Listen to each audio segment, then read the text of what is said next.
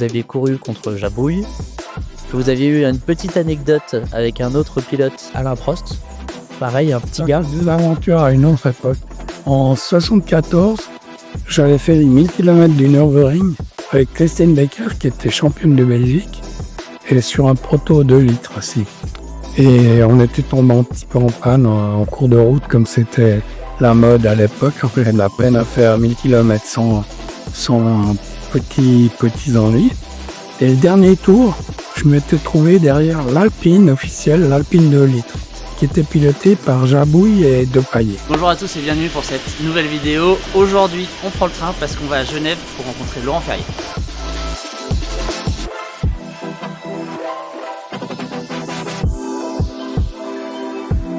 Ça, c'est sûr et certain qu'il n'y a pas beaucoup d'interviews, donc on a vraiment de la chance de pouvoir être là aujourd'hui.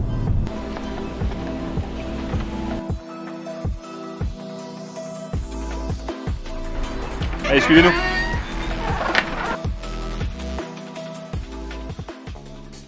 Rétrograde, le podcast qui présente les acteurs du monde horloger d'hier, d'aujourd'hui et de demain. Un podcast que vous pouvez retrouver sur toutes les plateformes, mais aussi en vidéo sur YouTube sur la chaîne Rétrograde Podcast.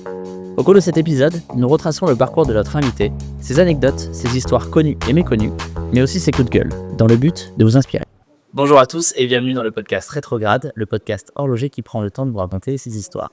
Aujourd'hui, nous sommes à Genève et on est reçu par Laurent Ferrier, maître horloger et maître du design, qui va nous raconter son parcours, ses histoires, à travers ses passions, l'horlogerie, la voiture, et j'en passe. Merci beaucoup, je suis ravi de vous accueillir.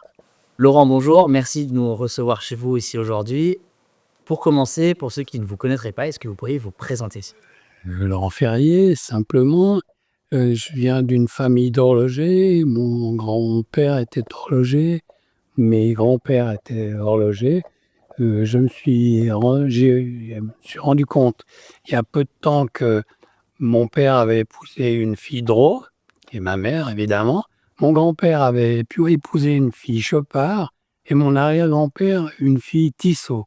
Donc, Il y avait une orientation. j'étais voué à faire d'une manière ou d'une autre de l'horlogerie. Vous n'aviez pas vraiment le choix là, hein ? J'avais pas le choix. On a discuté ensemble la semaine dernière et vous me disiez que vous n'aviez jamais fait de CV. Alors, est-ce que vous pourriez nous faire votre CV très rapidement ? Ah, Un comme exercice je ne me compliqué. rappelle pas bien, j'en ai pas fait, c'est un peu difficile. Non, mais c'est clair que c'était une autre époque. À l'époque, quand on finissait l'école d'horlogerie, les bons élèves étaient tous demandés par des sociétés importantes, Patek, Rolex, toutes ces marques engageaient les élèves de l'école d'horlogerie. Donc j'ai eu l'occasion de choisir et j'ai pu aller directement chez Patek en sortant d'école d'horlogerie. Effectivement, il me semble qu'à l'époque, quand on faisait l'école d'horlogerie, les premiers avaient la possibilité de commencer dans une maison directe, c'est ça ? Alors à l'époque, il y avait du travail dans l'horlogerie, même si c'était pas la meilleure époque, mais les meilleurs élèves étaient tous susceptibles de rentrer dans les maisons d'horlogerie prestigieuses. Et j'avais pu choisir, donc j'étais rentré chez Patek Philippe tout de suite après mon école d'horlogerie. Et vous êtes rentré chez Patek Philippe en 68, c'est ça ? Ouais, 68. Et vous aviez quel âge à ce moment-là ? J'avais 21, 22 ans. Donc c'était votre premier vrai travail. Ah, c'est mon premier vrai travail. Donc, on n'avait pas besoin de se présenter, de se faire un... Et vous avez eu l'occasion de travailler soit chez Rolex, soit chez Patek, ou il n'y a que Patek qui vous a contacté quand vous avez terminé l'école ? On avait le choix, mais Patek me semblait, à l'époque, c'était déjà une maison extrêmement prestigieuse. Et c'était très, très agréable de pouvoir commencer chez eux. Surtout qu'à l'époque, j'avais été engagé pour travailler dans un petit bureau de proto qui était à la rue du Rhône, alors que tous les bureaux de proto mouvement étaient à l'époque à la Jonction. Et on devait travailler sur un chrono. La maison Boeing, donc l'aviation, avait mis au concours un chrono pour remplacer l'aviation. Et on avait... Patek avait un département en quartz à l'époque.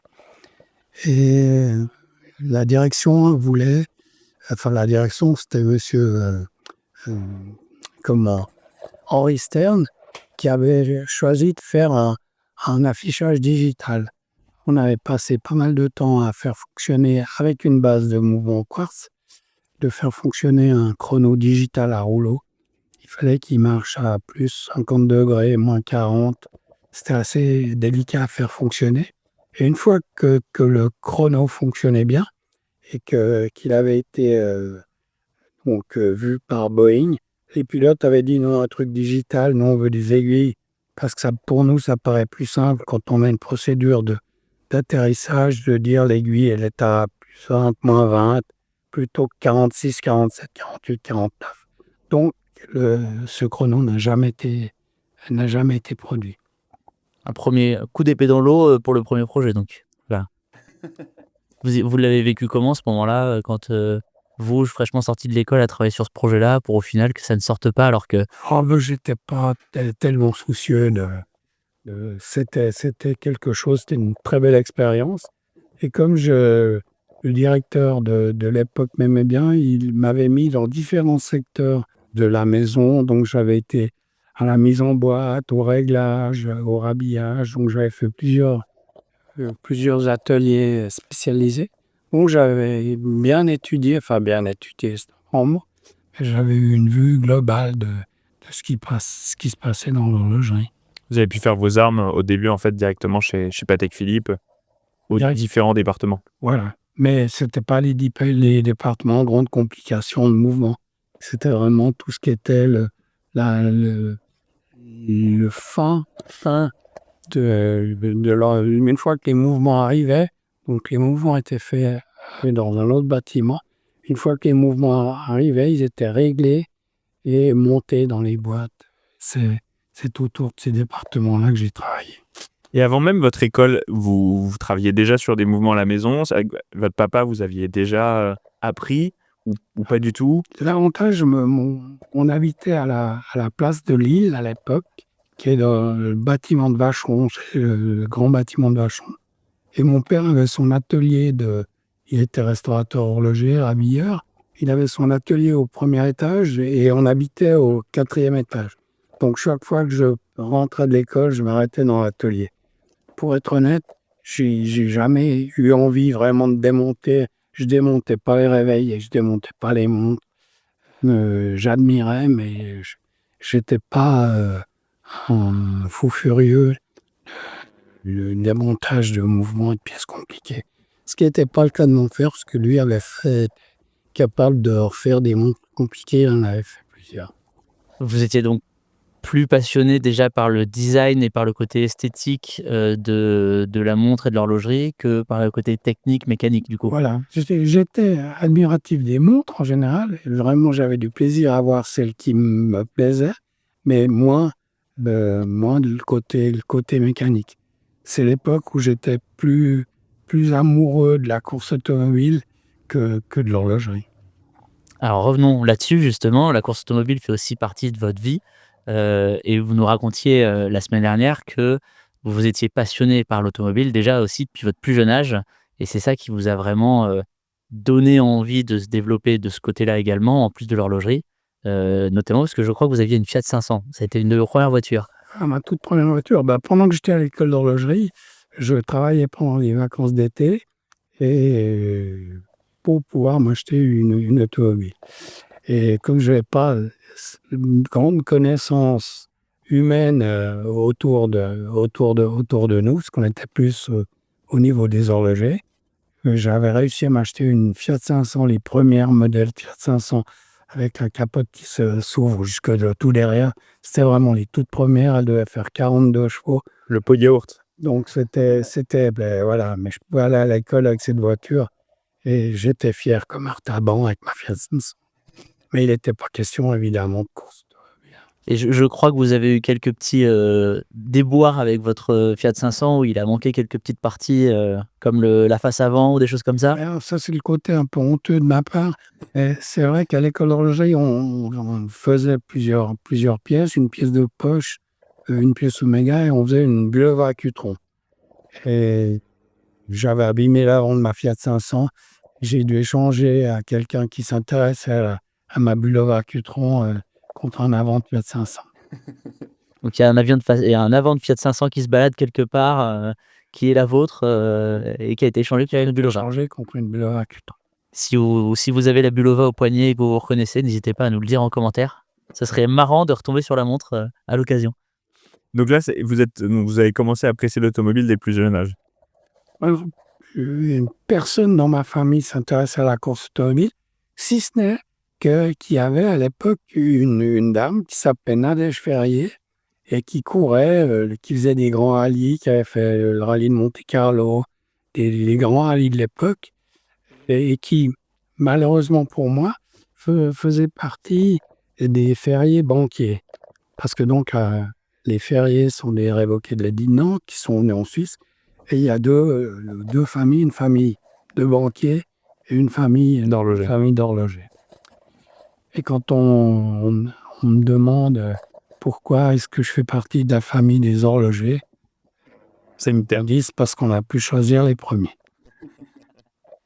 Vous êtes donc chez Patek, à l'âge de 21 ans. Vous travaillez sur le projet avec Boeing et qu'est-ce qui se passe? Vous avez l'appel un petit peu de la voiture, puisqu'on vient d'échanger dessus, vous aimez la course automobile et vous faites un petit changement de carrière du coup, qui vous amène à travailler dans le monde automobile, c'est ça? Alors, ce qui se passait, c'est que dans l'horloger, on était les plus heureux dans les ateliers parce que l'ambiance était superbement agréable, mais on était payé légèrement. Et j'ai eu l'occasion un ami m'a proposé d'aller travailler dans une société automobile qui ouvrait des stations-service, ça s'appelait à l'époque Eurogaz, et il va ouvrir des stations-service sur toute la Suisse, la France, jusque dans le Midi. Ce qui était, à l'époque, j'étais payé presque le double que dans l'horlogerie. Alors j'y suis allé. En fin de compte, la maison Eurogaz a fait faillite et il s'est trouvé que un de mes amis qui était chez Patek et qui était en train de monter le bureau technique habillement m'a dit mais reviens travailler chez nous et tout. Et je suis retourné chez Patek Philippe au début des années 74 et j'ai après fait toute ma carrière au niveau de l'habillement chez Patek Habillement Création. Donc vous êtes arrivé chez Patek donc, à 21 ans en sortant de l'école. Vous avez fait 6 années à peu près, donc on arrive 4 années, on arrive vers la fin des années 60. Et là où vous testez... J'ai testé un peu l'automobile et sans immense succès. Bon, il faut dire que c'était plutôt commercial et j'ai pas du tout l'esprit commerçant. Bon, je me suis vite retrouvé dans un cadre qui était alors vraiment très agréable et qui me plaisait beaucoup. C'est vrai que l'habillement, une montre, il y en a vraiment qui sont très belles, il y en a qui sont belles, puis il y en a qui le sont un peu moins. Donc c'était comme dans l'automobile, il y a des carrosseries fabuleuses, des carrosseries qui sont un petit peu moins spectaculaires, et puis il y a des voitures qui sont belles mais banales.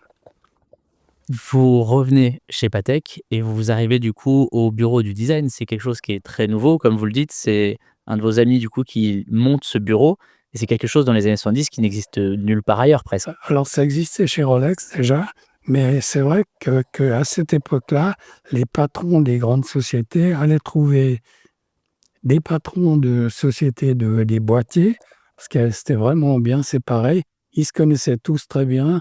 Donc le patron de chez Patek allait trouver le patron de fabricant de boîtes et il lui amenait soit un dessin, soit une idée. Et c'était les boîtiers qui livraient une boîte prête à être mise en boîte sur des mouvements qui étaient faits dans les manufactures. Et là, c'était le début d'avoir vraiment un bureau de création où on devait faire tous les dessins de tous les composants. Donc la boîte, les aiguilles, les couronnes, les cadrans. Et donc c'est très très agréable. Tout qui était fait à la main, j'imagine, il n'y avait pas d'ordinateur à l'époque. Il n'y avait pas d'ordinateur, c'était planche à dessin, grande planche à dessin, et on travaillait à l'échelle 10 sur une planche à dessin. Je lisais que à l'époque, quand vous deviez travailler sur un design, il y avait un designer en général qui dessinait la face avant et la face arrière de la montre, mais qui dessinait pas le reste. Face arrière. Même pas? Non, il dessinait un dessin une vue de face. Il faisait un croquis de face et puis... C'était du 2D. C'était en 2D. C'était du 2D, bien sûr. Ouais. Et c'était un dessin de la forme de la boîte, ronde, carrée ou ovale, les cornes et puis le cadran. Le cadran qui, évidemment, est une chose qui est primordiale dans l'allure d'une boîte. Mais la tranche de la montre et le fond, il n'était jamais dessiné artistiquement. Et ça, c'est le côté qui a été pour moi, où vraiment j'ai travaillé longtemps là-dessus. La tranche d'une boîte a une immense importance. Bien sûr. Et c'est vraiment le tout. Après, comme maintenant avec les 3D, c'est bien différent.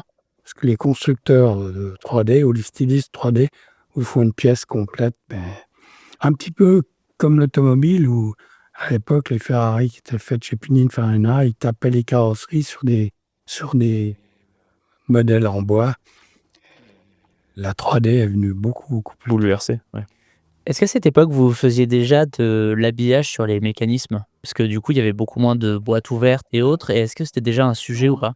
Alors, à l'époque, les départements, ils le sont toujours, mais un peu moins, sont toujours bien séparés entre le mouvement. Donc, il y a un département R&D mouvement et un département création ou R&D habillement. Ça a toujours été assez séparé. Et j'ai eu de temps en temps l'occasion de travailler sur des mouvements, mais assez peu de fois en fait. Et les mouvements étaient vraiment mis en place par le responsable de R&D mouvement. Oui, c'est ça, chacun Mais on travaillait a de son toujours eu côté. des excellents rapports. Et dans certains cas, ils nous posaient des questions. Mais on ne travaillait pas ensemble. Et ça a été une des choses qui m'a intéressé quand, avec mon ami François Servana, on a décidé de faire quelque chose. Le fait que Christian, mon fils, était constructeur de mouvements en chirurgie, lui. Et je me suis dit, mais entre les deux, on peut vraiment faire un travail ensemble. Et c'est ce qu'on a fait. Et je pense que ça a été profitable aux premières pièces qu'on a réalisées. Donc, oui, Patek Philippe, jusque 2000, dans les années 2009, c'est ça, à peu près. Quels sont les projets sur lesquels vous avez eu l'occasion, l'honneur de travailler chez Patek Philippe pendant ces années? Alors, je travaillais sur beaucoup, parce qu'il y avait beaucoup de pièces à réaliser chaque année. J'ai pas vraiment travaillé sur la Nautilus au départ. J'ai travaillé sur les Nautilus après les chronos, les pièces Lune. Mais sur la toute première, c'était mon ami Fratini qui s'en était occupé.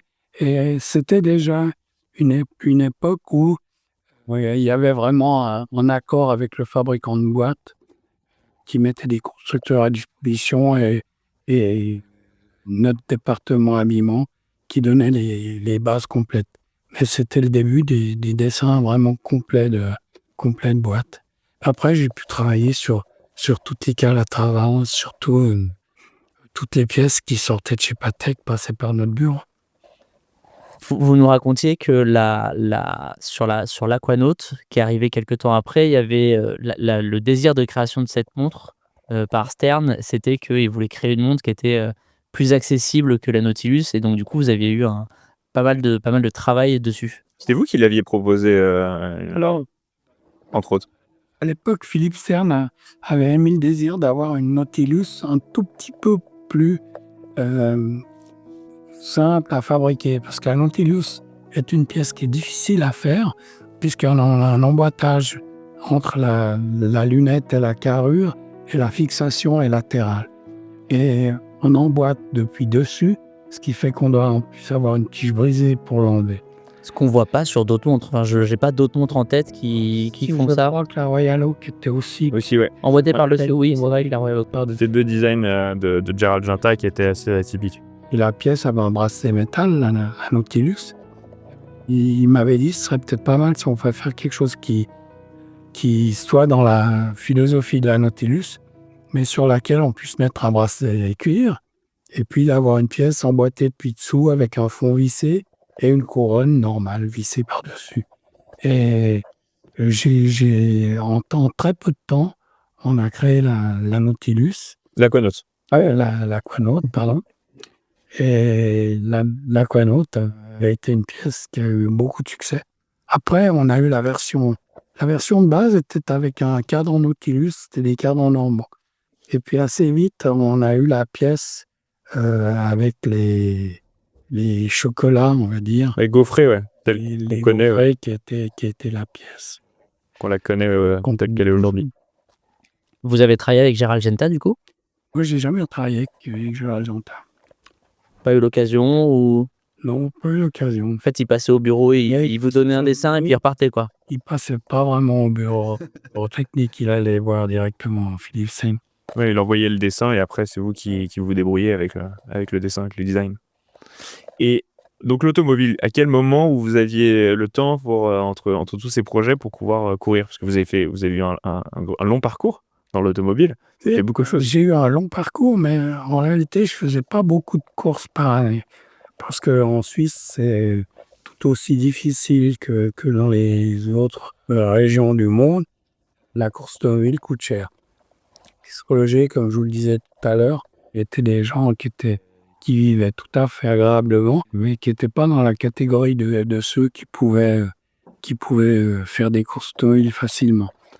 Donc, on a commencé à deux avec un ami. On avait acheté une vieille Lotus 18 avec laquelle on allait tourner sur un petit circuit qui est juste à côté de l'aéroport d'Annemasse.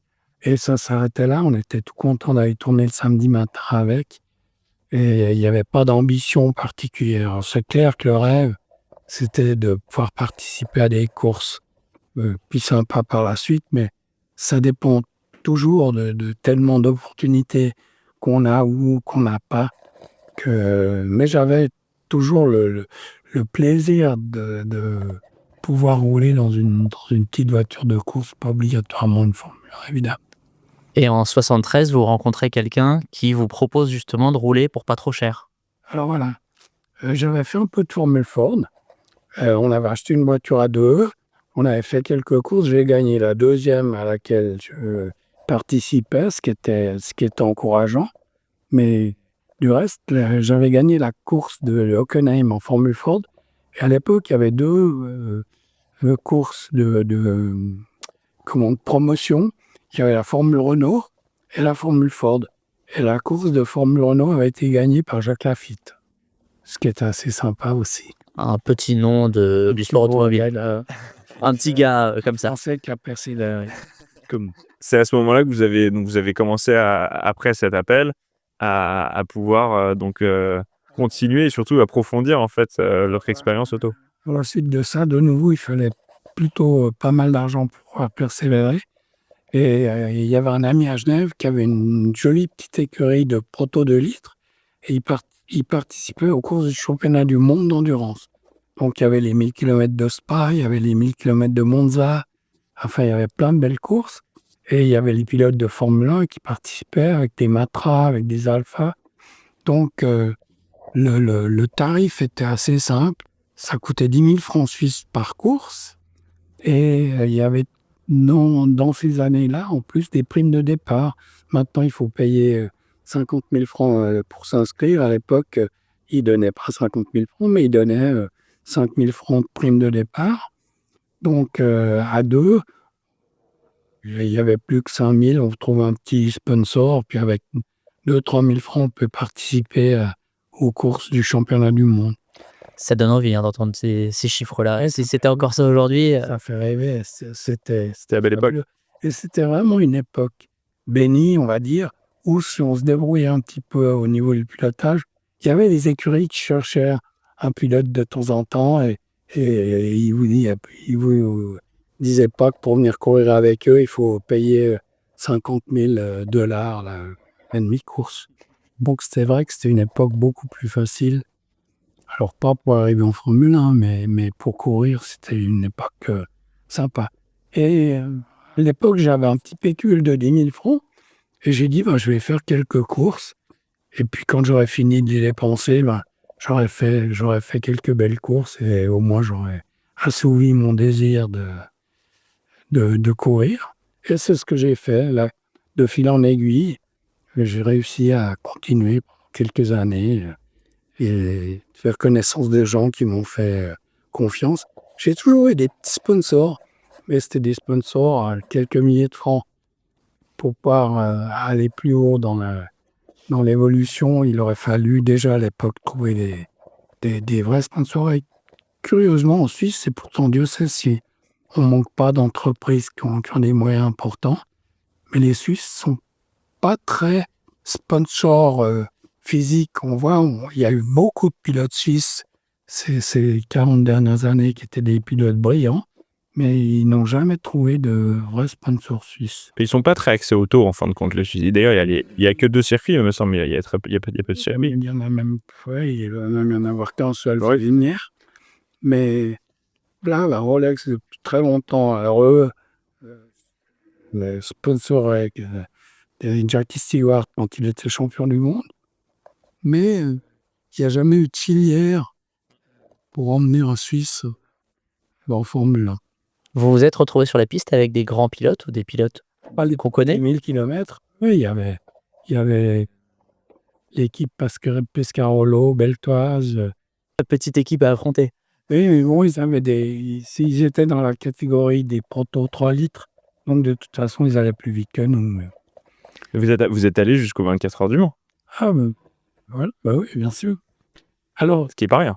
la première année, justement, où j'ai financé mes quelques courses, le Mans coûtait beaucoup plus cher que les courses de 1000 km. Donc, je n'avais pas fait les 24 heures du Mans cette année-là, mais je les ai fait dès l'année suivante. Et vous tourniez en 915. Avec les protos de litre. Et pas le proto de litre. Et vous me racontiez, je crois, que vous aviez couru contre Jabouille, que vous aviez eu une petite anecdote avec un autre pilote, en regardant mes notes, qui s'appelle Alain Prost. Pareil, un petit gars. 2 aventures à une autre époque.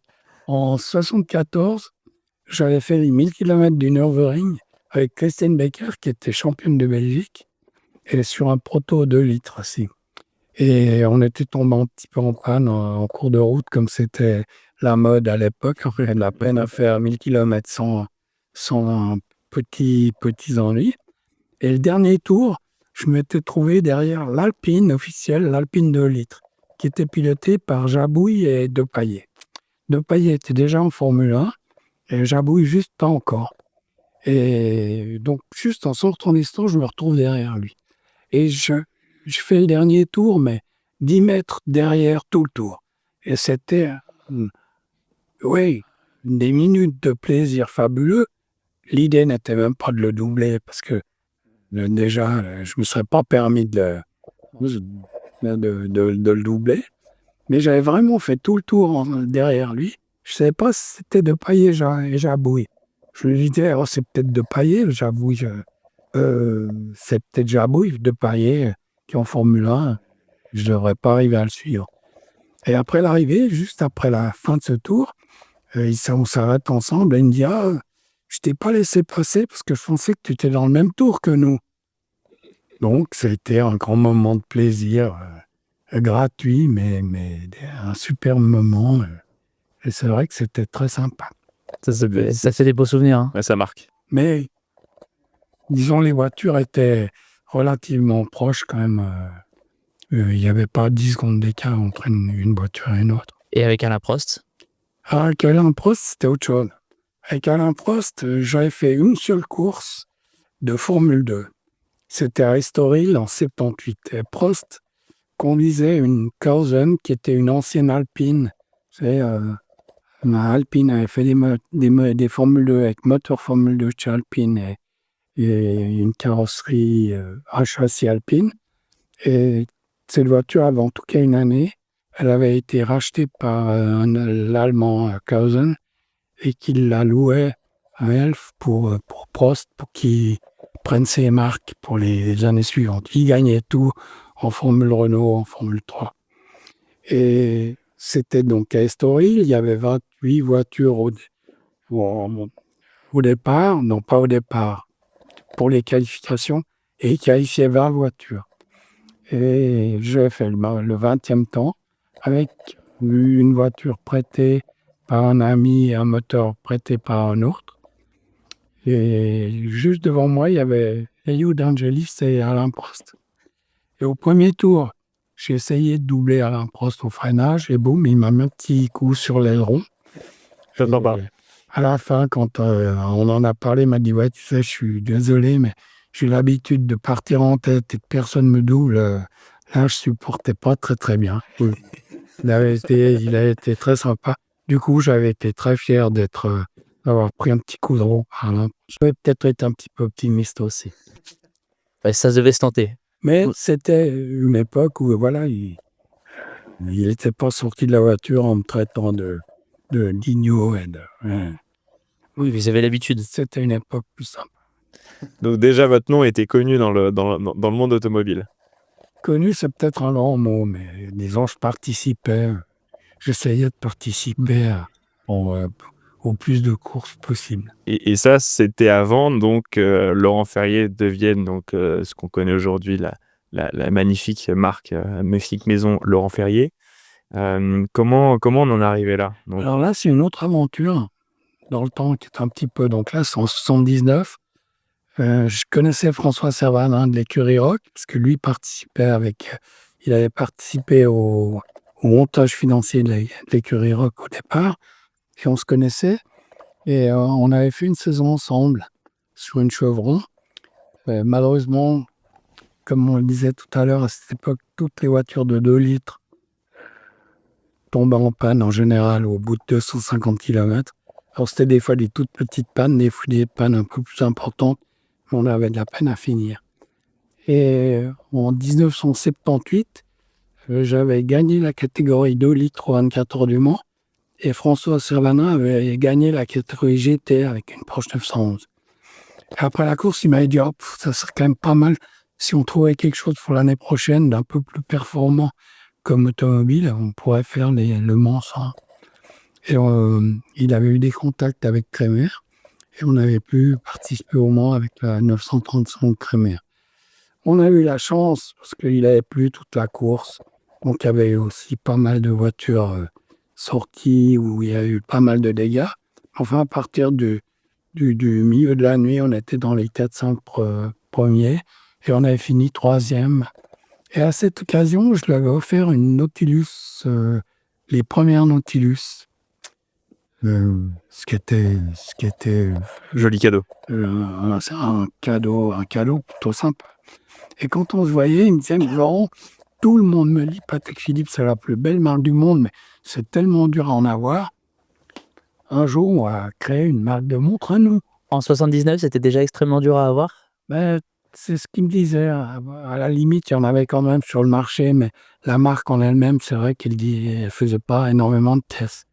Donc, c'est en tout cas ce qui me laissait entendre.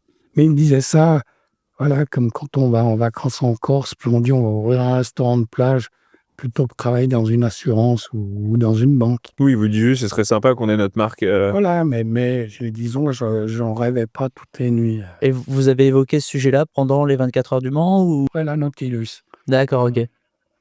Donc ce projet, et du coup cette course en 79, parce que vous avez fait quand même un podium à cette course.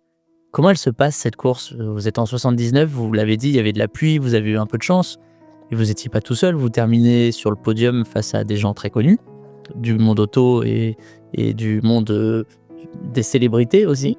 Comment on se retrouve là finalement? Ben, c'était vraiment une autre époque, parce que déjà, on n'avait jamais conduit la Porsche avant. Donc, T'es arrivé sans connaître la voiture. d'entrée, Crémer nous avait fait une liste de choses qu'il fallait faire et qu'il ne fallait pas faire. Et il nous a tout de suite mis au courant en nous disant on n'a pas 12 capots, 30 trains arrière, donc Tapez pas trop. si vous sortez, vous allez vous retrouver à pied. Mais donc on était quand même relativement prudents dans la mesure du possible. Et tout s'est relativement bien passé. Il y a beaucoup plus qui fait que les voitures ont moins souffert mécaniquement, mais plus artistiquement dans les virages, parce qu'il y en a eu quelques-unes qui avait glissé. qui avaient un peu glissé. Et là, il a fallu une part de... Quand le temps est aussi mauvais, il faut aussi une petite part de chance pour pas, ne serait-ce que prendre un pneu d'une voiture qui est sortie de la route et qui vous traverse la piste. La nuit, pendant qu'il pleuvait, on voyait rien du tout. Donc, les voitures qui roulaient à plus de 300 normalement, je pense que à peu près tout le monde devait rouler à 220.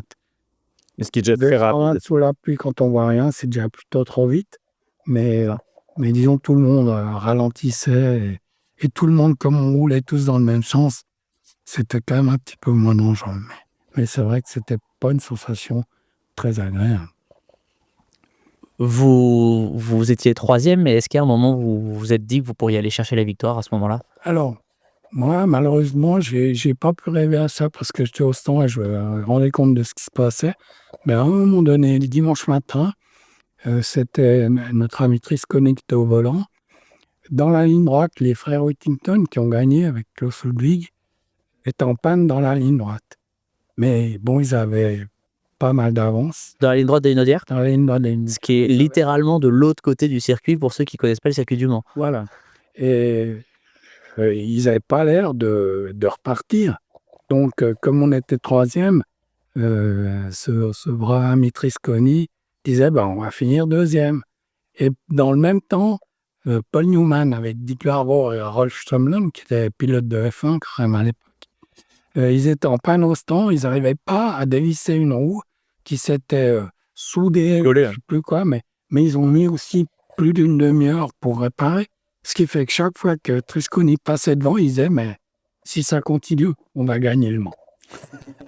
Vous y avez cru longtemps? Non. Ils sont vite repartis tous? On se rendait compte qu'ils avaient quand même de l'avance. Ils avaient une demi-heure d'avance sur nous, même un peu plus. Donc, on savait qu'ils allaient pouvoir. Alors, pas les frères Whittington, parce qu'eux, ils ont réussi à réparer, parce qu'ils avaient le mode d'emploi qui avait donné Kremer de tout ce qu'il fallait faire pour réparer ce genre de petits problèmes. Je crois savoir qu'il y a certaines voitures où les pilotes ont une boîte à outils avec eux dans la voiture et donc ils pouvaient réparer des choses. Il y avait une petite boîte à outils et ce qu'il fallait faire et pas faire. Mais après, il fallait être capable de le faire encore, parce que le moteur avec les turbos, ils sont brûlants, faut y aller. Et puis les voitures passent à 320 à côté de vous sur les Linaudières. Il n'y avait pas comme maintenant la voiture de sécurité avec les feux tournants qui s'est... On n'arrêtait pas la course pour un rétroviseur sur la route. Pareil. C'était notre époque. Ouais. Je crois que vous m'aviez raconté que vous aviez une petite anecdote sur Paul Newman et sur la montre qu'il portait. Parce qu'on connaît tous la fameuse pub de Paul Newman avec la Tiger au poignet. Monaco. Ah non, c'est... Pardon, avec la Monaco, avec Steve McQueen. Exactement, pardon. Vous m'aviez raconté cette petite anecdote de Steve McQueen qui avait la Tiger et qui qui finalement la portait pas tant que ça. Alors, Steve McQueen voulait ressembler à Joseph Seifert, qui était le pilote suisse numéro 1 de chez Porsche. Et il voulait, pour son film, donc les 24 heures du Mans, avoir exactement la tenue complète de Seifert. Pas le casque, mais la tenue complète des pilotes Porsche. Et à l'époque, les pilotes avaient un contrat avec ER. Et il avait Seifert avec avait la ER Monaco, non. Ouais. Et donc, Steve McQueen devait la porter pour son film, mais il n'était pas un fou de cette forme-là. Il portait toujours sa Rolex classique. Il l'enlevait à la fin de la course. Finalement, les gens qui s'inspirent de lui devraient s'inspirer de Seifert plutôt. C'est lui la vraie source de cette inspiration-là. Donc avec François, vous parliez donc de lancer votre propre marque. Là, vous étiez dans quelles années? Là, c'est venu tard, mais on s'est décidé très rapidement. Donc après les années 2000. Alors, c'est après les années 2000, un beau jour, François me téléphone, ça doit être début 2008, et il me dit, mais Laurent, c'est le dernier moment. J'ai un petit peu de liquidité, on y va. Et moi, j'étais à 3 ans de la retraite, après 37 ans chez Patek. Retraite qui aurait été confortable et agréable. Vous étiez à quel poste chez Patek à ce moment-là? C'était quoi la définition de votre poste chez Patek? Responsable du département développement création.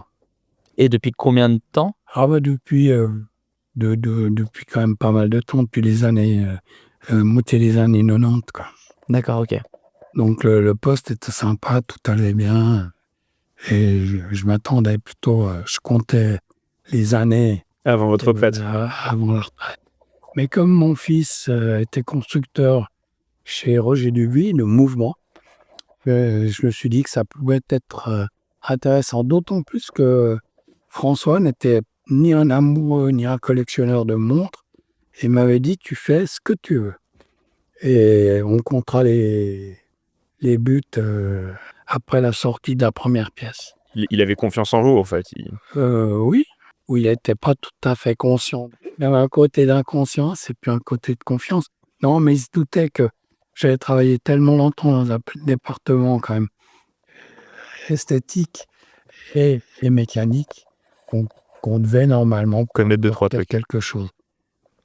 Malheureusement, en plus, moi, je crois que 2 mois après avoir donné mon congé chez Patek, c'était la crise de 2008. Donc, c'était pas vraiment... À quelques mois d'intervalle, on ne l'aurait pas fait, je pense. Mais bon, l'idée de pouvoir faire exactement la montre que j'aurais eu envie de faire chez Patek, ou la montre que j'aurais eu envie de porter, ça a été un élément fédérateur, fabuleux. Et c'était quoi cette montre? Et c'est le tourbillon double spirale qu'on a fait avec l'aide. Au départ, alors j'avais des idées relativement claires sur ce qu'il fallait faire. Christian était constructeur de mouvements junior. Donc votre fils? Il n'avait pas d'expérience particulière de tourbillon. Et il y a quelqu'un dans l'automobile que j'admire beaucoup, en tout cas comme responsable d'écurie, c'est Jean Todt. Jean Todt est le seul qui a réussi à faire gagner Peugeot au Mans, Ferrari, Peugeot en rallye. Enfin, je pense que c'est un type brillant à ce niveau-là. Et sa philosophie à lui, elle est claire, c'est qu'il faut mettre les meilleurs dans chaque secteur.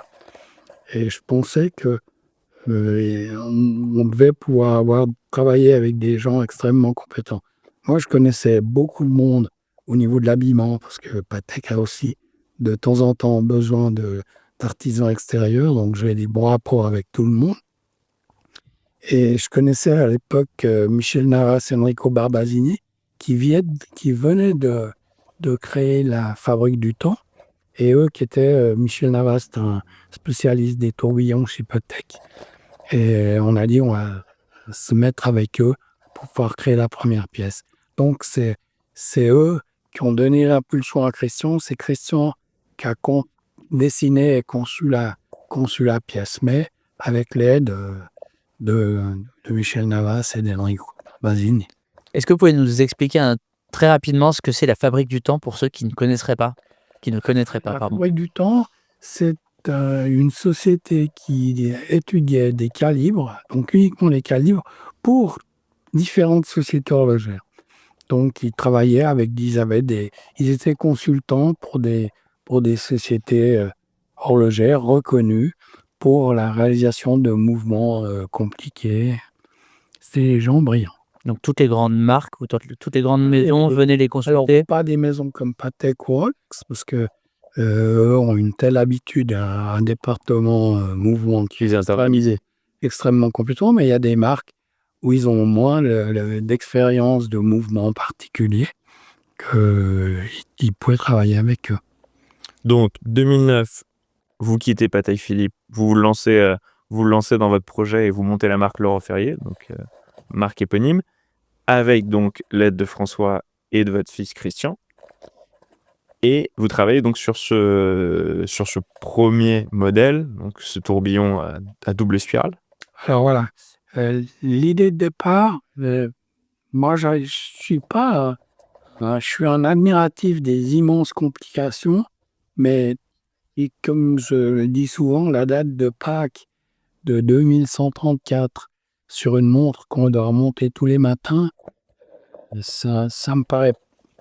c'est beaucoup plus un exercice fabuleux de style pour les constructeurs de mouvements, mais ça a un sens utilitaire relativement moyen.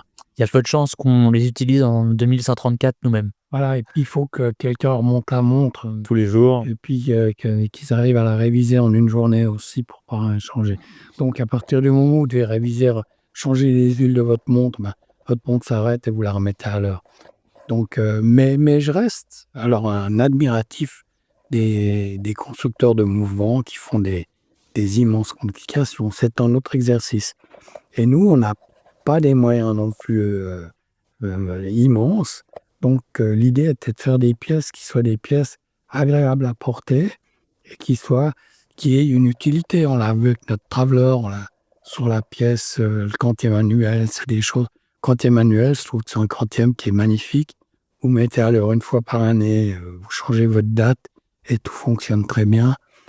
Après, il y a le quantième perpétuel, mais la différence, c'est l'année bissextile et le mois de Quantième manuel, il me semble que c'est une complication qui a été inventée d'ailleurs par Patek Philippe en 93 ou 97, non? Je crois que oui, mais je me demande s'il n'y avait pas eu quelque chose avant. Très honnêtement, mais c'est vrai que le premier quantième manuel de série a été fait chez Patek. C'est ça. Donc 2010, vous lancez vous avez 1 an de développement sur votre première montre. Et qu'est-ce qui se passe? Alors là, tout va bien. Le mouvement qui avait été extrêmement bien étudié fonctionne très bien dès le début. On installe ce double spirale ce qui n'avait jamais été fait dans un tourbillon. On monte la première pièce. Esthétiquement, moi je savais très clairement ce que j'avais envie d'avoir comme boîte. Je voulais une pièce classique qui m'inspirait des pièces de poche du siècle dernier. Je trouvais que les pièces de poche étaient tellement belles, lisibles, belles, douces au toucher, Élégante. agréables à remonter, à utiliser. Donc on est vraiment parti de cette option-là. Et dès qu'on l'a sorti, ça a assez vite intéressé les amateurs d'horlogerie. Dès le début, on a eu l'occasion, c'était Grégory Ponce, du reste, qui nous avait organisé à Bâle. Il nous avait dit, je vais vous organiser une vitrine chez les horlogers indépendants. Ça coûte pas cher et vous pourrez présenter votre montre. Puis, peu de temps après, il nous dit, donc ça va plus très bien pour les indépendants, mais on va vous trouver un petit stand. Alors, ils nous avaient trouvé un petit stand qui était grand, à peu près comme ce qu'on avait là, peut-être même plus petit. C'était tout noir, au fond d'une halle. Je me rappelle plus quelle halle c'était, mais À côté des toilettes. presque à côté des toilettes, mais c'était vraiment tout noir. C'était triste au possible. Mais dès le premier jour, on a eu Philippe Dufour qui était venu nous trouver et qui avait été super gentil avec nous, qui nous avait envoyé des clients, des collectionneurs. La foire de Bâle, c'était bien passé au niveau des présentations. Tout le monde nous avait dit qu'on avait une pièce magnifique, mais à la fin de la foire de Bâle, on n'en avait pas vendu une seule. Et la foire de Bâle, c'était une semaine à l'époque? C'était 10 jours. 10 jours. C'était plus d'une semaine. 10 jours sans vendre de montre, c'est un peu dur.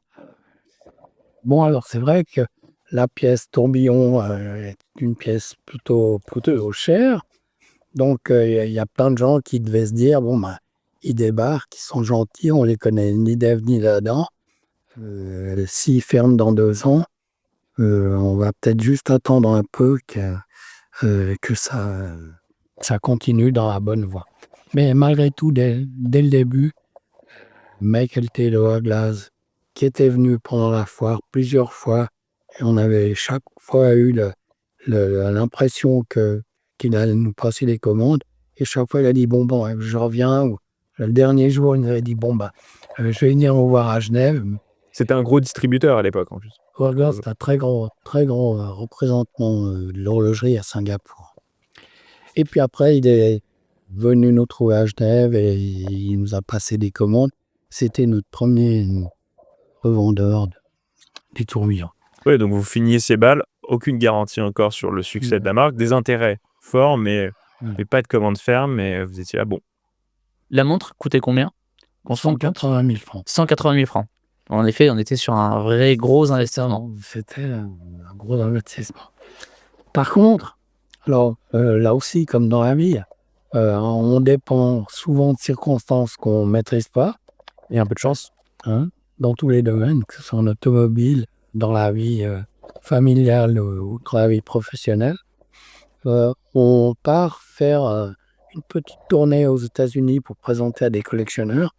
Et à New York, un des collectionneurs nous dit « Écoutez, j'aime beaucoup votre pièce, est-ce que vous êtes inscrit au Grand Prix de l'horlogerie ?» Et on dit moi je dis non, une pièce ronde avec un cadran en émail blanc à tourbillon, il y en a plein les vitrines. je pense qu'on a peu de chance d'avoir un prix avec ça.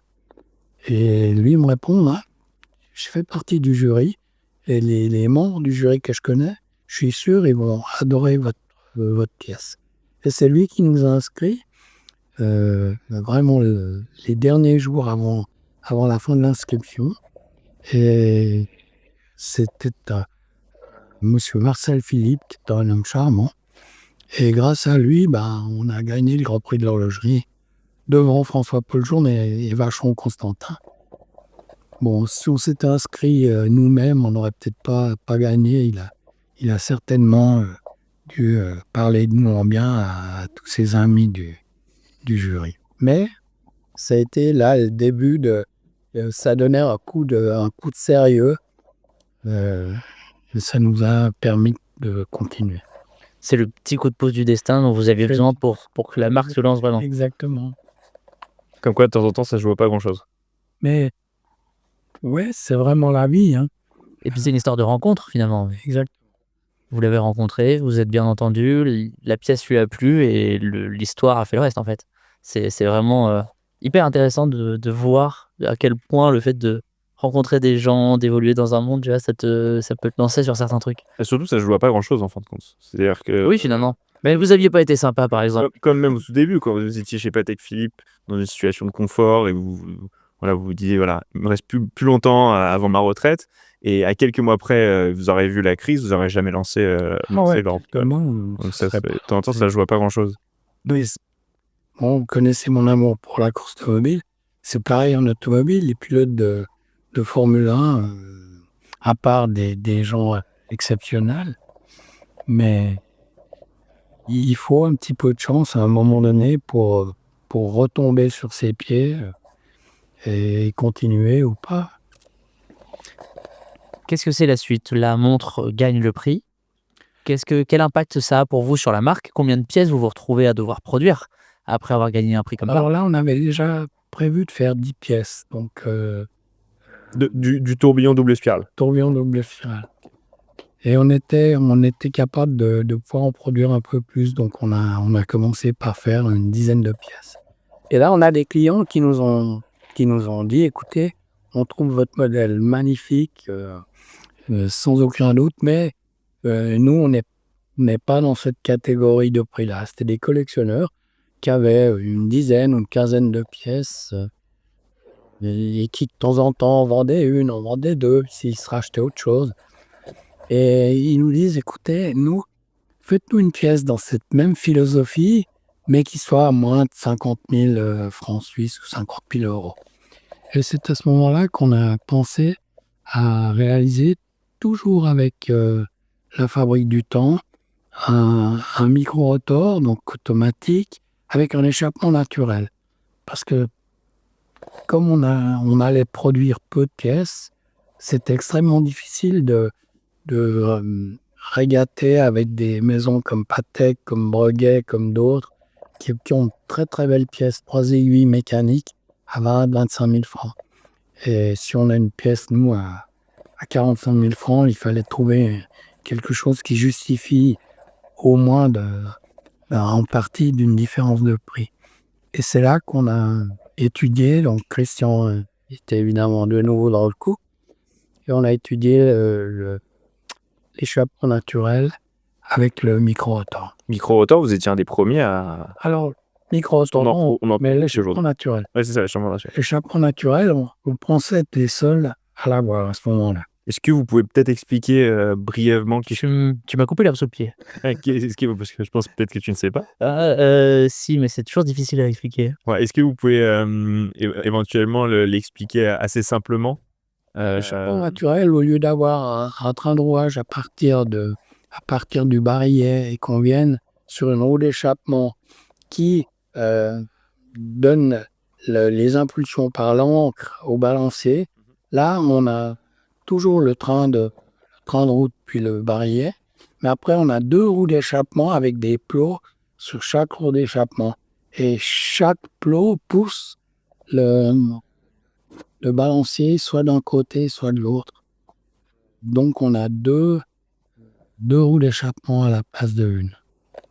Et ça permet à la montre d'être plus juste? Alors on utilise moins d'énergie, ce qui fait qu'on a une meilleure réserve de marche. Et à l'époque, on est même censé avoir un réglage un petit peu plus agréable qu'un échappement normal. Après, c'est de nouveau comme si on en revient à l'automobile sur les Formule 1 où il y avait 15 ailerons de chaque côté et chaque ingénieur était persuadé que chaque aileron allait lui faire gagner 3 centièmes. Mais si on avait 15, ça faisait vite beaucoup de centièmes. Puis en réalité, au premier freinage, ils se touchaient, les ailerons partaient dans tous les coins, puis les pilotes allaient à la même vitesse ou presque sur la longueur de la course. Non, je suis pas très gentil. L'échappement naturel, c'est un très bel échappement qui permet des réglages un petit peu plus performants. Mais un bon échappement à encre suisse fonctionne aussi tout à fait bien. Et un micro-rotor, qu'est-ce que c'est alors? Alors le micro-rotor, simplement, c'est un rotor. C'est que le C'est le rotor, balancier. sur une montre automatique, en général, prend toute la dimension du mouvement pour être assez lourd et pour pouvoir remonter le tout. Et il y a eu des micro-rotors, si je ne me trompe pas, chez Universal, il y a bien des années en arrière. Puis après, Patek l'a utilisé sur toutes les pièces automatiques micro-rotors. Donc c'est un petit rotor qui permet d'avoir un mouvement beaucoup plus plat qu'un rotor central. Mais ça, c'est la masse oscillante, en fait, qui permet le remontage automatique de la montre, qui, en fait, a une taille réduite. Alors la taille, comme on est un peu moins performant au niveau de la recharge du barillet qu'un micro-rotor, l'avantage de l'échappement naturel, c'est comme on gagne de la performance à ce niveau-là, on a un remontage qui est tout à fait convenable. Et donc vous compensez le fait que le rotor soit plus petit par l'échappement. Super. Et donc, vous vous retrouvez avec une pièce qui est plus fine, et donc on reste dans l'état d'esprit élégant. Et il me semble, vous parliez tout à l'heure, qu'il est important pour vous d'avoir un design assez lisse au toucher, au regard. Et d'ailleurs, c'est un modèle que vous avez appelé Galet. Alors dès le début, l'idée d'avoir une pièce qui soit agréable au toucher, il y a quelques points importants sur une montre, c'est la lisibilité.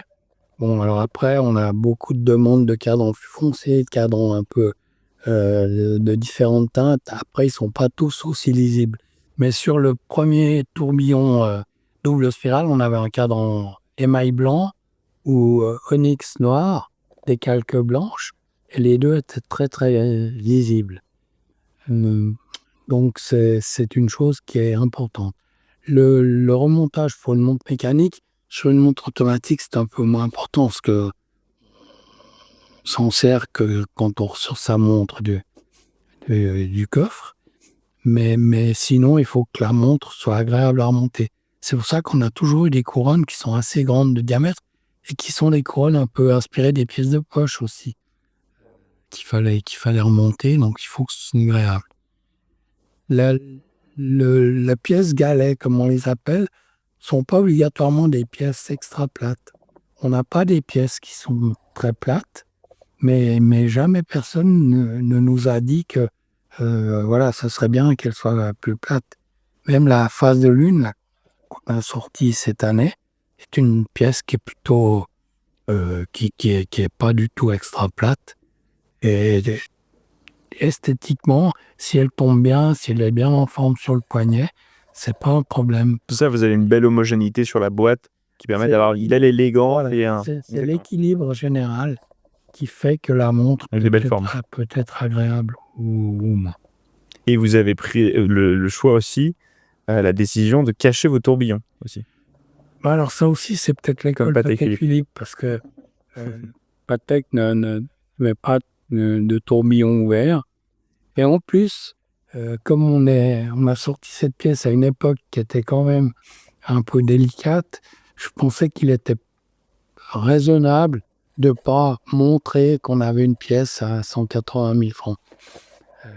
Donc là, on a une pièce qui est hyper sobre et classique. Donc voilà, on se met pas en avant. C'est pas le point primordial. Mais si on veut vraiment profiter ou en faire profiter les bonnes personnes, on peut la retirer, la retourner Alors, et apprécier la exactement. beauté du L'idée, c'est que si vous êtes avec des amis qui aiment l'horlogerie et qui apprécient, on leur montre la partie cachée du tourbillon et tout va très bien. Ça, je crois que c'est quelque chose qui vous donne le sourire de voir, la passion et l'émerveillement, des gens quand ils voient des belles montres, des beaux objets. On en parlait la semaine dernière et je crois que c'est quelque chose qui vous tient à cœur, Ah ça, c'est vraiment dans les très, très, très bons moments. C'est quand on a des gens qui viennent chercher une pièce à l'atelier, quand on voit ils ont vraiment du plaisir de porter une pièce comme ça. Et ça, c'est ce qui nous fait le plus plaisir, évidemment. Moi, quand je suis arrivé ce matin et que j'ai eu la chance de pouvoir découvrir certaines de vos pièces, c'est vrai que j'avais un sourire aux lèvres et c'est un bonheur de voir ce détail, de cette boîte, le gros travail d'habillage et puis on retourne et là, on est encore, nouvelle surprise du mouvement, les finitions. Mais là, il y a une anecdote. La première pièce micro-rotor qui a été vendue, c'était justement chez Hourglass au Japon. Et on devait y aller 3 semaines après avoir livré la pièce. Et notre concessionnaire nous dit: si vous venez, le propriétaire de votre première pièce va venir, il sera ravi de faire votre connaissance et tout. Donc il sera là l'après-midi à 3h. Et on se trouve là-bas à 3h et on voit arriver vraiment un petit genou, bermuda rose, chemise Oxford et un micro-rotor en rouge cadran ardoise. Et il était aux anges. Et pour moi, un jeune, qui avait certains moyens, je pense bien sûr, mais un jeune qui apprécie des pièces aussi classiques que ça a été aussi un moment superbe, quoi. et puis qui choisit de dépenser ce montant chez vous, plutôt que chez un autre horloger extrêmement reconnu, par son nom ou par son marketing. C'est vrai que ça doit faire un petit quelque chose, ouais. Vraiment apprécier la beauté de la pièce, telle qu'elle est et considérer L'équilibre général, c'est vrai qu'au poignet en général. Alors en photo, c'est très très difficile de faire partager vraiment l'ensemble.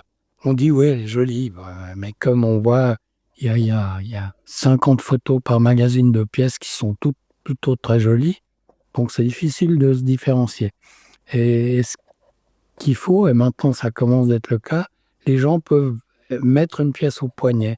Et c'est une fois qu'elle est au poignet qu'on se dit, on a envie de l'avoir, ou on dit, non, elle est sympa, je vais réfléchir. et là, il y a l'émotion qui rentre en jeu. Ouais, je plaide coupable sur cette pratique de passer la montre au poignet, de vouloir l'acquérir juste après. Je Ouais, pense que ça nous est tous arrivé Bien sûr. de: «Ah, je sais pas trop» et puis on l'essaye et puis elle te reste en tête et puis tu craques. Si les moyens te Si le moins te permet, te permettent. après ça peut être n'importe quelle montre. Tout à fait. Aujourd'hui, Laurent Ferrier, c'est combien de collaborateurs? On est 35 ou 36 en tout, Et combien de pièces, à l'année? À peu près? entre 5 et 6, Donc ça reste, vraiment, ça reste raisonnable. intimiste et on travaille vraiment dans Ouais. De nouveau, après, c'est c'est des steps qui sont à passer. C'est toujours difficile de pouvoir faire un certain niveau de qualité. Si vous n'avez pas des moyens immenses, on se rend compte chez Patek maintenant, ils sont bientôt 2500. Je ne sais pas s'ils sont pas même un peu plus que ça. Il faut des gens compétents. Plus vous êtes de monde, plus c'est difficile à pouvoir tout gérer. Donc, il faut pas. Ouais, ils produisent 70 millions tout de même. Ouais, on arrive sur une maison qui fait quand même du ultra luxe, on arrive quand même à faire des gros volumes. Ouais, c'est vrai. Ça, je reste un admiratif. Oh, vous êtes piqué de toute manière, hein. Ah ouais, mais c'est bon. Est-ce que vous-même, vous avez dans votre collection une ou plusieurs Patek Philippe? Est-ce que vous avez une Nautilus? Ouais, j'ai une Nautilus. Et une Aquanaut, la montre sur laquelle vous avez Alors, travaillé? Aquanaut, j'en ai pas. C'est vrai? C'est la montre sur laquelle vous avez le plus travaillé, vous en avez pas? Non, mais très honnêtement, l'Aquanaut, on l'a faite en quelques jours. Donc, c'est pas des mois de travaux et et 50 protos qui ont tous été retouchés pour arriver à la perfection. C'était fait très rapidement. Bon, je dois dire que j'arrive assez bien à réaliser une boîte sans en faire. Je crois qu'on n'a fait aucun proto de nos pièces, aucune. Même la bridge ou des pièces un peu particulières, on fait pas plusieurs protos. Un succès, de toute façon, à partir du moment où ça fonctionne, il n'y a pas besoin de. Gérald Jantal dit que l'histoire dit que le dessin, par exemple, de la Nautilus a été fait pendant une nuit. Donc il n'y a pas de. Ah, la base, C'est ça. l'idée de base, elle est faite rapidement. À partir du moment où on a on a réussi à arriver au but, ça peut. Mais après, ce qu'il faut, c'est l'équilibre. C'est que vous pouvez faire. Il y a la pièce, la square, donc qui est un coussin. Il y a plein de coussins sur le marché. Il y a Panerai qui en a un qui est très beau. Il y en a. Il y a pas mal de marques qui ont fait des très très belles pièces coussins. Mais après, il y en a eu aussi quelques-unes qui n'étaient pas fracassantes, j'entends. Donc, ce qu'il faut, c'est quand de nouveau, on en revient, quand vous la mettez au poignet, il faut qu'il y ait une certaine émotion et il faut qu'on dise, waouh, voilà, on a envie de la garder au poignet. C'est vraiment l'œil. Et on a un styliste qui travaille avec nous, qui lui a l'œil, avec qui je m'entends très bien aussi, comme je m'entendais bien, je m'entends toujours bien avec Christian, mais qui est un petit peu moins sur la planche à dessin. Mais c'est vrai qu'il faut avoir l'œil qui vous permet de faire quelque chose de chouette ou un petit peu moins. Mais pareil dans les carrosseries automobiles. Dans les carrosseries, maintenant, il y a tous les 4x4 se ressemblent. Puis de temps en temps, vous dites qu'il y en a un qui est peut-être un petit peu plus équilibré que les autres. Qui est mieux fait, enfin qui est mieux dessiné en fait. Voilà, qui est plus agréable à l'œil. Vous dessinez encore? Non, moi je gribouille. Non, on retouche. En fait, soit c'était la planche à dessin. Après, on a été les premiers au niveau du dessin à utiliser le 2D. Puis après le 3D. Mais ça fait longtemps que j'ai plus touché l'ordinateur 3D, non. Aujourd'hui, vous avez donc, vous avez quoi dans votre gamme de modèles? Vous avez un modèle en acier, un sport auto d'ailleurs, clin d'œil à votre passion automobile. Alors, la Sport Auto, clin d'œil, mais là aussi, beaucoup de nos clients nous disaient, mais vous qui avez travaillé sur les Nautilus, faites-nous une Nautilus. Bon, on ne voulait pas faire une Nautilus, que j'aurais été bien gêné de faire une Nautilus. Alors, on a la Sport Auto, c'est la même philosophie que la Royal Oak, la Nautilus, que toutes ces pièces sport qui existent maintenant. On a une carrure, une lunette, un fond.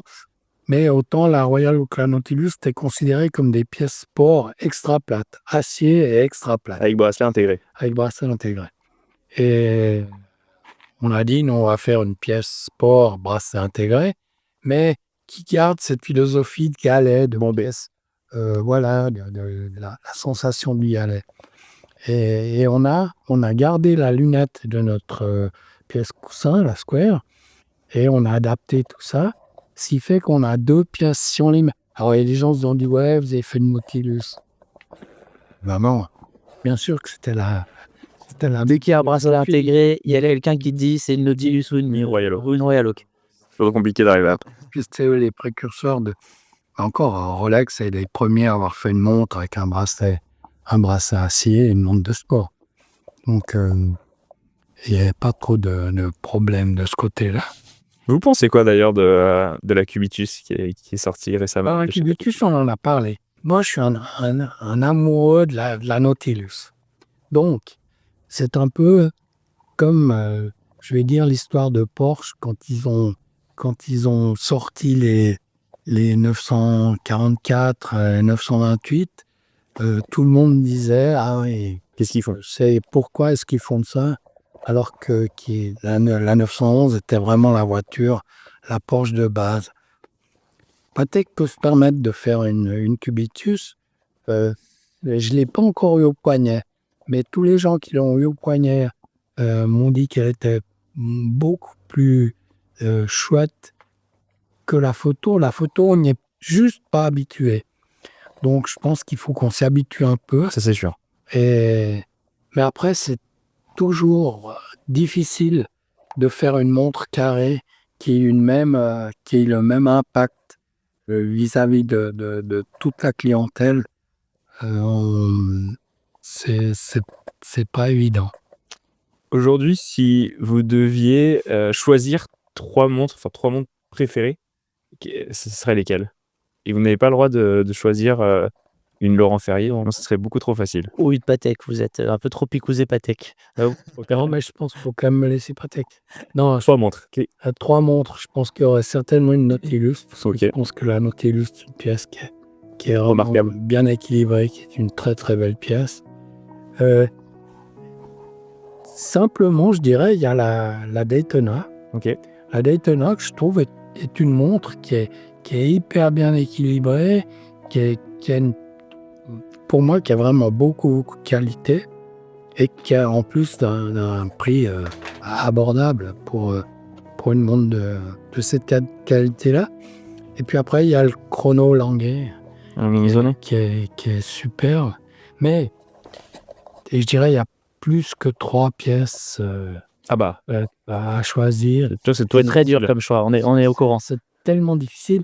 Et là, ça me fait penser au Grand Prix de l'horlogerie où je fais partie des membres de l'académie où on nous donne à choisir les 270 pièces et où il faut les classer de 1 à 10. Et c'est hyper. Ça doit être un hyper exercice dur. très difficile, ouais. Mais c'est hyper difficile parce que déjà, on a eu un attrait particulier pour certaines pièces. Il y en a d'autres qui nous plaisent moins, mais qui peuvent être des pièces fabuleuses. Et je trouve que c'est très, très, très difficile de classer un petit peu comme Miss France. Ouais, Miss France, vous avez 10 jeunes filles qui sont toutes plus belles les unes que les autres. J'entends vous dites, comment est-ce que vous pouvez en choisir une? Puis surtout, c'est très personnel, c'est goût, les couleurs. L'automobile aussi, la voiture de l'année. Une année, c'est une Jeep qui est hyper sympa, mais on dit, est-ce que c'est vraiment la voiture de l'année? Ouais, complètement d'accord. Vous avez mis la Daytona en 2, donc un chronographe. Et ce qui est drôle, c'est que vous n'avez, en tant qu'ancien pilote, vous n'avez jamais fait de chronographe avec Laurent Ferrier. Alors, on en fera certainement. C'est vrai, bientôt? Mais bientôt, pas l'année prochaine, mais on a quelque chose. On nous en parle depuis un petit moment. Quelle est votre complication d'ailleurs préférée, vous, à titre personnel? C'est le tourbillon? Mais moi, comme je vous disais, le tourbillon, c'est le côté Poétique? sur mécanique qui est très sympa. Ça sert pas à grand chose, mais ce qu'on disait tout à l'heure, les complications, C'est pour la beauté de l'objet, c'est le travail qui est derrière. la beauté de la mécanique qui est intéressant. Donc un quantième perpétuel, c'est une complication qui est très agréable, un chrono, mais tous ceux qui ont des chronos, moi le premier, je m'en sers juste pour cuire les œufs. Mais si vous allez sur un circuit, bon, vous allez chronométrer un tour, mais on a tous un appareil qui est plus performant pour compter les tours. Si vous allez sur un circuit, vous avez assez. Si vous allez à Lausanne ou à Berne, vous ne mettez pas en marche votre chrono pour voir si vous mettez 1h10 ou 1h15, quoi. Mais c'est vrai qu'un chrono, c'est un bel objet. Bon, là, vous avez vu, mon père m'avait offert un chrono que j'aime beaucoup, mais c'est vrai qu'on ne se sert pas vraiment souvent de la fonction de chrono. C'était quoi votre première montre d'ailleurs? La première montre, c'était une Orator que mon père m'avait offert quand j'avais moins de 10 ans. Et je suis un peu honteux, mais je ne sais pas ce qu'elle est devenue. Mais Peut-être elle est au carton quelque part. je ne l'ai jamais retrouvée. Et là, sur le plateau, vous avez une belle Breitling aussi. Alors voilà, ça c'est le premier chrono que mon père m'a offert, qui est un chrono avec quantième aiguille, qui m'a un petit peu inspiré quand on a fait le quantième annuel. D'accord. J'aime beaucoup le fait d'avoir un quantième IV. Déjà parce que avec la vue qui baisse, le, le, La lisibilité. la lisibilité à un guichet est quand même moins sympa. Là, en plus, on voit si l'aiguille est sur le 15 à 6 heures. Vous savez, vous êtes à la moitié du mois. Il y a un côté sympa. Ça prend pas de place. Et je dois dire que ça, c'est une pièce avec les 2 guichets, les 2 compteurs qui ressemblent à notre quantième annuel. Sur lequel c'est le monde superbe d'ailleurs. Je crois qu'ils ont plus ce modèle-là en collection. Ouais, ils n'en font plus. Ils le ressortiront bien un jour, mais Et vous, sur votre modèle, d'ailleurs, vous avez rajouté une phase lune, il me semble. Alors, on a rajouté une phase de lune.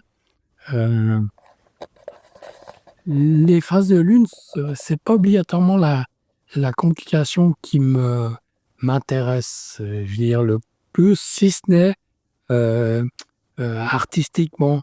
La phase de lune est là pour mettre un petit atout supplémentaire sur le cadran.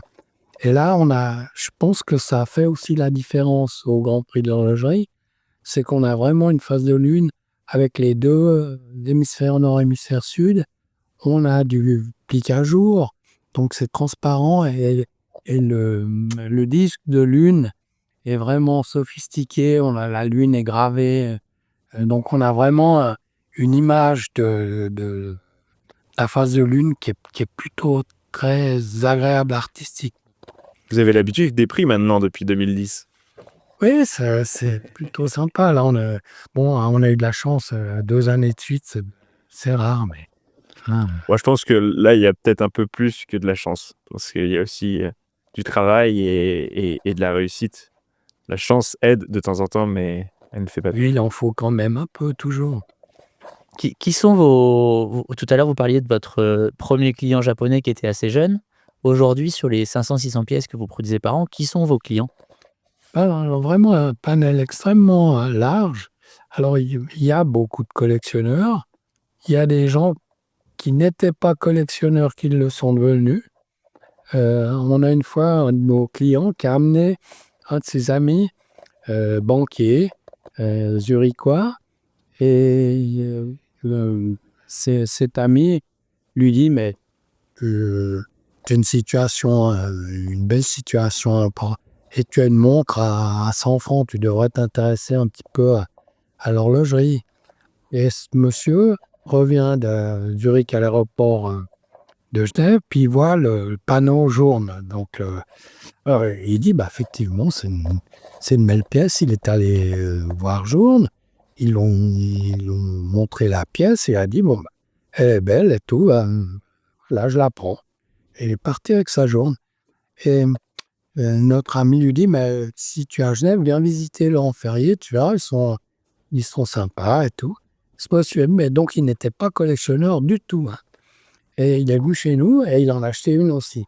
Donc on se dit qu'il y a de nouveaux collectionneurs potentiels, de gens qui peuvent trouver un certain plaisir à voir, peut-être comme un vrai beau costume sur mesure, ou des chaussures. La mode est aussi aux chaussures sur mesure, faites à la main.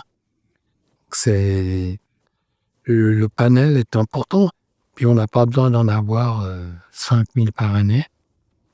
C'est vrai ça. Combien de temps d'attente il y a pour un client chez vous aujourd'hui? Parce que 600 montres, c'est vraiment pas beaucoup, comparé à beaucoup d'autres horlogers. Vous aussi, vous avez de latence, comme Patek Philippe avant. Et aujourd'hui encore. On a de l'attente, mais on n'a pas 15 ans d'attente ou 4 ans d'attente.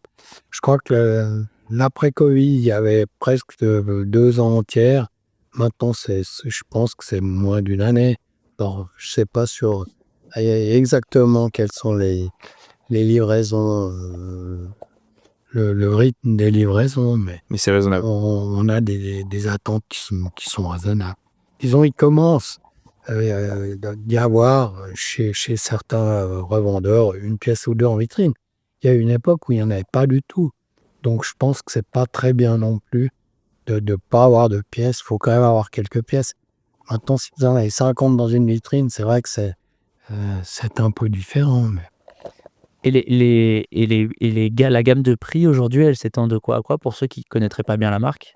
Alors, de 32 000 pour l'origine, D'accord. la pièce de base en titane, jusqu'à 250 000. D'accord, ok. Donc vous êtes sur une gamme relativement large maintenant, Ouais. même si c'est du très haut de gamme, ça reste quand même une gamme assez large. Et donc, on peut s'attendre très prochainement à avoir un chronographe Laurent Ferrier. Un jour prochain. Bon, merci beaucoup, Laurent. Laurent, merci beaucoup pour votre temps. Notre émission va prendre fin sur ces paroles et sur cette attente de la montre de l'année prochaine. Merci beaucoup de nous avoir reçus ici à Genève, chez vous. On va aller jeter un coup d'œil aux ateliers cet après-midi. On va mettre quelques images en plus dans l'épisode. Et encore merci et je vous souhaite une très bonne journée. Merci, Laurent. Et c'est moi qui vous remercie beaucoup, en tout cas. C'était un plaisir. À Au revoir. bientôt. Au revoir bientôt.